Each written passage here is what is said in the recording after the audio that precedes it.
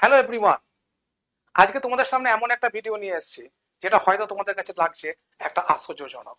মাধ্যমিক পাশে কেন্দ্রীয় সরকারি চাকরি, এটা কি possible? Yes, it is possible. মাধ্যমিক পাশেই কেন্দ্রীয় সরকারি চাকরি, যেটা প্রতি বছর হয়ে থাকে। মাধ্যমিক পাশেই কেন্দ্রীয় সরকারি চাকরি, যেটা অনেক স্টুডেন্ট সিলেক্টেড হয়ে বসে আছে। সেই জিতা জাগতা প্রমাণ আমরা তাদের সঙ্গে আমি দেখো ভিডিও করেছি, সেগুলো দেখো আমাদের ভিডিও সেকশনে আছে। তো মাধ্যমিক পাশে কি চাকরি হতে পারে আমাদের? মাধ্যমিক পাশে আমরা কেন্দ্রীয় সরকারের চাকরি কি পেতে পারি? এটা অনেকের মনে প্রশ্ন। অনেকে হয়তো এটা জানো, ঠিক আছে। এমন স্টুডেন্টস আছে আমাদের এখানে যারা সবাই ওয়াকিবহল যে মাধ্যমিক পাশে কেন্দ্রীয় সরকারে কি পরীক্ষা দেওয়া যায়। কিন্তু এমনও তো অনেক স্টুডেন্ট আছে যারা নতুন ভিউয়ার্স, যারা জানেই না জিনিসটা।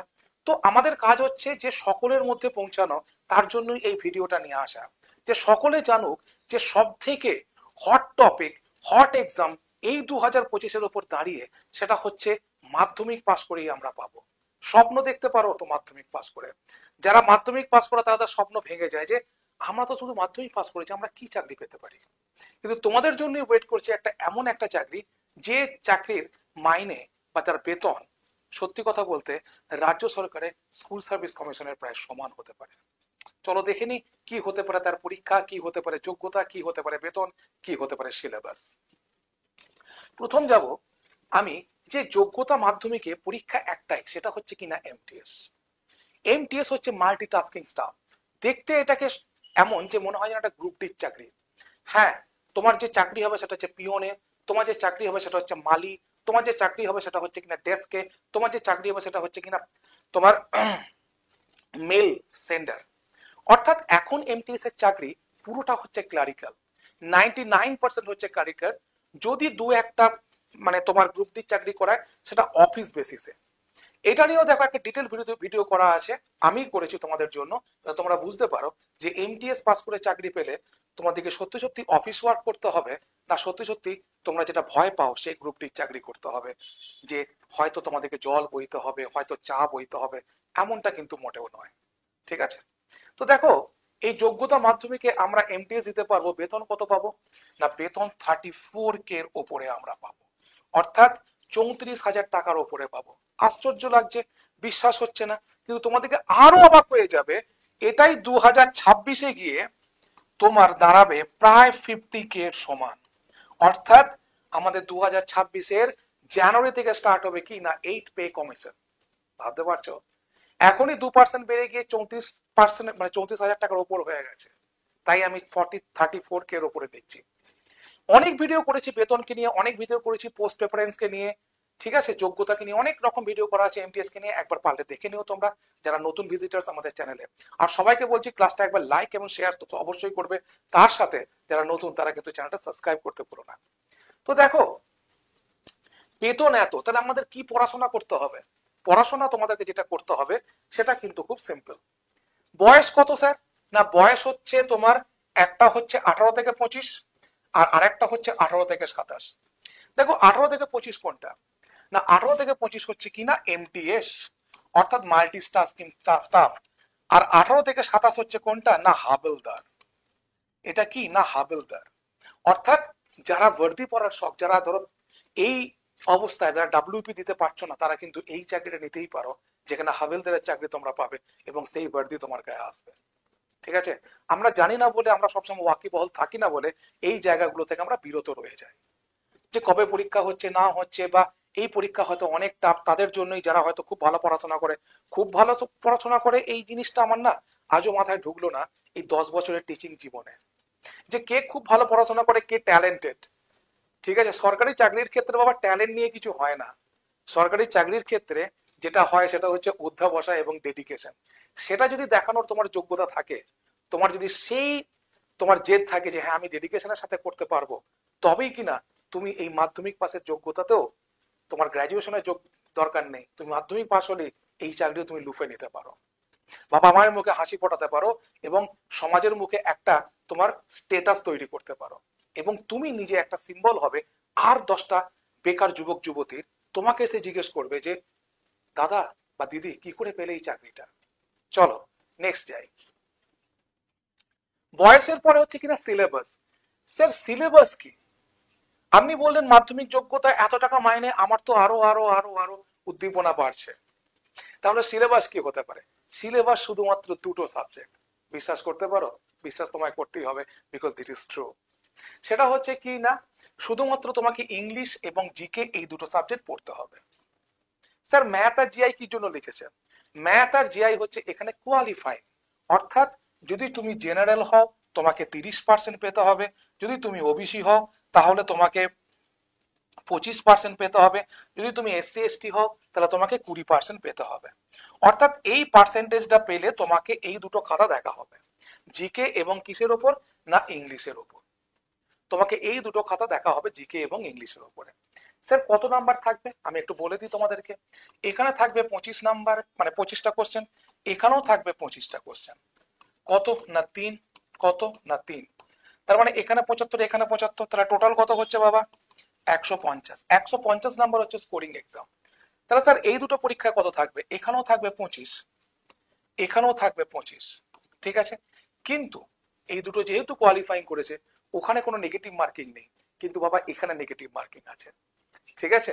এখানে 0.33 তোমার নেগেটিভ মার্কিং আছে, অর্থাৎ খেলতে হবে তোমায়। এখান থেকেই জন্ম নিচ্ছে আমাদের পড়াশোনার ওপর চোর, এখান থেকেই জন্ম নেবে আমাদের সিলেবাসকে পড়ে মানে চেনা, এখান থেকেই জন্ম নেবে যে সিলেবাসের পরে প্রিভিয়াস ইয়ার্স কোশ্চেন দেখা এবং সেখান থেকে প্র্যাকটিস করা। এরপর আসছি আসল জায়গায় যে স্যার প্রস্তুতি কি করে নেব। দেখো, প্রস্তুতি নিতে গেলে বাবা তোমাকে মেইন জোর দিতে হবে দুটো সাবজেক্টে। একটা হচ্ছে কি না তোমার ইংলিশ, 2 নাম্বার হচ্ছে কি না তোমার জিকে। এরপর দেখো আমি তোমাদেরকে বলতে পারি, তোমরা তো সারাক্ষণ, ধরো একটা স্টুডেন্ট জেলের পরীক্ষা দিচ্ছে, একটা স্টুডেন্ট তোমার এসএসসি বিভিন্ন এক্সামিনেশন দিচ্ছে বা রাজ্য সরকার এক্সামিনেশন দিচ্ছে, তারা তো ম্যাথ জিআই প্র্যাকটিস করছো। তো ম্যাথ জিআই ওইটুকুই প্র্যাকটিস করো যেটুকু তোমরা প্র্যাকটিস করছো, ঠিক আছে। কিন্তু ম্যাথ জিআই তোমাদেরকে প্র্যাকটিসটা চালিয়ে যেতে হবে, তার কারণ হচ্ছে তোমাদের তো আদার্স এক্সাম থাকবে। এবার ইংলিশ এবং জিকে তে তোমার কি করে প্রিপারেশন নেবে? না ইংলিশের মধ্যে দুটো জিনিস, একটা হচ্ছে গ্রামার, একটা হচ্ছে ভোক্যাব। আর জিকের মধ্যে অনেকগুলো পার্ট আছে, যেমন ধরো একটা বড় পার্ট এখানে, সেটা হচ্ছে স্ট্যাটিক জিকে, যেখানে ক্লাসিক্যাল ডান্সিং, যেখানে তোমার বিভিন্ন মুদ্রা, ঠিক আছে, তারপর তোমার বিভিন্ন দেশের পরিচয়, কোথাকার রাজধানী, কোন সিনেমা থেকে কি, এই সব জিনিসগুলো থেকে যে প্রশ্ন করা হয় তাকে বলা হয় কিনা স্ট্যাটিক জিকে। তারপরেও হিস্ট্রি, জিওগ্রাফি, পলিটি এগুলো তো থাকছেই, ঠিক আছে। তবে রেলে যেমন একটা বিশাল বড় সায়েন্সের জায়গা থাকে সেটা কিন্তু নয়, এখানে স্ট্যাটিক জিকের জায়গাটা বড়, ঠিক আছে। এবার গ্রামারের মধ্যে কি স্যার, না আমরা যেগুলো পড়ে এসেছি noun, pronoun, adjective, verb, adverb, preposition, conjunction, এগুলো থেকেই তো বাবা প্রশ্ন থাকবে, আর তো কিছু থাকবে না আলাদা করে। আর ভোকাবস এর মধ্যে কি স্যার, সিনোনিম, অ্যান্টোনিম, তারপর তোমার ইডিয়ামস, ঠিক আছে, ওয়ান ওয়ার্ড সাবস্টিটিউশনস, এগুলোই। স্যার এগুলোকে গুছিয়ে পড়াশোনা কি করে করব? এগুলোকে গুছিয়ে পড়তে গেলে তোমাকে সত্যি সত্যি একটা রিদিমের মধ্যে দিয়ে যেতে হবে, একটা চ্যানেলাইজড ওয়েতে পড়াশোনা করতে হবে। বিকজ ম্যাক্সিমাম স্টুডেন্ট সাকসেসফুল হয় না, তার কারণ হচ্ছে তাদের যে ডেডিকেশনের অভাব সেটা কিন্তু নয়, তারা যে পড়াশোনা করেনি তারা নয়, তারা যে অনেস্ট তারা সেটা নয়, তারা যে ডিসঅনেস্ট এই ব্যাপারটা নয়, তাদের মধ্যে যেটা সব থেকে ল্যাক অফ থিংস কাজ করে যায় যে তারা প্রপার গাইডেন্সটা পায়নি। একটা প্রপার গাইডেন্সের প্রয়োজন আছেই আছে, যে যত কথাই বলুক তোমাদেরকে আজকের দিনে দাঁড়িয়ে, বাট আমি আজকের দিনে বিশ্বাস করি যে আজ থেকে 10 বছর আগে, 15 বছর আগে যারা চাকরি পেয়েছে, তারা যদি বলে থাকে যে আমরা কোনো কোচিং ছাড়াই চাকরি পেয়েছি, এটা পসিবল ছিল হয়তো। কিন্তু এখন যে জায়গায় আমরা দাঁড়িয়ে আছি, যেখানে একটা ভার্স সিলেবাস, যেখানে সেই সিলেবাসের মধ্য থেকে একটা ডিটেলে প্রশ্ন, তো সেখানে টিচার, কোর্স, প্রশ্ন আনসার, এইগুলোর মধ্য দিয়ে তোমাকে যেতেই হবে। কিরকম যেতে হবে? না স্যার প্রথমে আমাদেরকে বুঝতে হবে সিলেবাস কি, সেই সিলেবাস অনুযায়ী আমাদেরকে টপিকগুলো কমপ্লিট করতে হবে, সেই টপিকগুলো কমপ্লিট করার সময় আমাদেরকে কোশ্চেন আনসারও প্র্যাকটিস করতে হবে। তারপরে যাব কি না previous year question. Previous year question আমাদেরকে কি শেখায়, কোথা থেকে প্রশ্ন এসছে, তার ডিফিকাল্টি লেভেল কি, এইগুলো শেখায়। তো এইগুলো যখন প্র্যাকটিস করব তখন আমার মনের মধ্যে অবশ্যই তৈরি হবে সেই জায়গাটা যে yes, I am the person who will do that, আমি সেই মানুষ যেটা এটা করতে পারবো। তো এই প্রিভিয়াস ইয়ার কোশ্চেন প্র্যাকটিস করার পরেও অনেক কথা একটা স্যাচুরেশন পয়েন্টে চলে যায় যে হ্যাঁ আমি প্রিভিয়াস ইয়ার কোশ্চেন যখন করতে পারছি তখন তুমি পেরে গেলাম। এই স্যাচুরেশন কিছু পয়েন্ট আছে যেখান থেকে স্টুডেন্টস হয়তো সেইখানেই থেমে যায়, সেই জায়গাগুলোকে আমাদেরকে ওভারকাম করতে হবে, এবং যার জন্য টিচারের প্রয়োজন। টিচার বোঝে যে একটা স্টুডেন্টস একটা স্যাচুরেশন জায়গায় গেছে, সে ভাবছে যে আমি পারবো, কিন্তু হয়তো সে সেই জায়গা থেকে সে লড়তে পারবে না, তখন তোমাকে কি করাতে হবে না, আরো প্র্যাকটিস। তার জন্য সাজেস্টিভ কোশ্চেন, তার জন্য মক টেস্ট, এগুলো তো আছেই। তো এই সব কিছু আমি যদি পেতে চাই তাহলে কোথায় পাবো? কি এমন জায়গা যে কোথায় পাবো আমি এই জায়গাটা? তার কারণ হচ্ছে আমি তো সারাদিন বসে পড়তে পারবো না। আমরা এর মধ্যে অনেকজনই আছি স্যার যারা ধরুন কোনো না কোনো কাজ করি। আমরা এর মধ্যে অনেকজনই আছি যারা টিউশনস করি। আমরা এর মধ্যেই অনেকেই আছি যারা বাসে ট্রেনে যাতায়াত করি। সবার সলিউশন আছে। সেই সলিউশন হচ্ছে যে তোমরা 2 ঘন্টা নিজেদের পড়ার একটা সময় বের করো, যেটা তুমি বাড়িতেই পড়বে, যেটা অন্য কোথাও পড়বে না। ঠিক আছে? আর বাকি 2 ঘন্টা যেটা বাইরে কাজ করো, সেখান থেকে 2 ঘন্টা তোমরা বের করার চেষ্টা করো।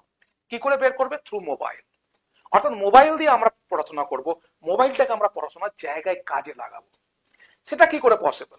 কোশ্চেন আনসার তৈরি করা, কোশ্চেন আনসার করা, সেখান থেকে প্র্যাকটিস করা, সেখান থেকে সলিউশন দেখা। সেগুলো কোথায় পাবো আমি? দেখো, তুমি যদি কোনো ওয়েবসাইটে যাও, খুব সিম্পল একটা কথা বলছি, ম্যাক্সিমাম ওয়েবসাইট তোমার কাছ থেকে টাকা নেবে। ম্যাক্সিমাম ওয়েবসাইট তোমাকে আসল জিনিসগুলো দেবে না, ভালো ভালো টপিক গুলো দেবে না, কোনো এক্সপ্লেনেশন দেবে না। এই প্রবলেম তোমার থাকতেই পারে। কিন্তু যদি তুমি পাস প্রোর মধ্যে দিয়ে করো, মনে করো যে টেক্সট বুকের যে পাস প্রো আছে, তোমার পাস প্রো যখন আছে, তোমার তখন কাছে লক্ষ লক্ষ কোশ্চেন তোমার কাছে ফ্রি। তুমি নিজেই মক দিচ্ছ, নিজের জায়গাটা বুঝতে পারছো, একটা মককে একের বেশি বার দিতে পারবে, এবং তুমি নিজের প্র্যাকটিসটাও জারি করবে।